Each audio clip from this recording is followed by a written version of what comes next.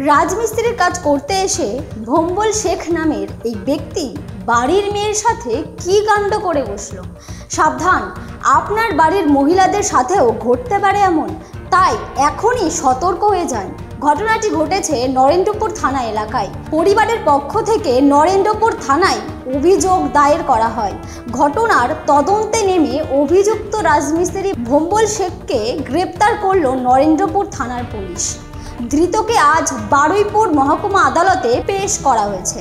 নিজেদের হেফাজতের জন্য নরেন্দ্রপুর থানা পুলিশের পক্ষ থেকে বারুইপুর মহকুমা আদালতের মহামান্য বিচারকের কাছে আবেদন জানায় পুলিশ ও নির্যাতিতার পরিবার সূত্রে জানা গিয়েছে, অভিযুক্ত ভম্বল শেখ নির্যাতিতার বাড়িতে দিনকড়ি ধরে রাজমিস্ত্রির কাজ করছিলেন।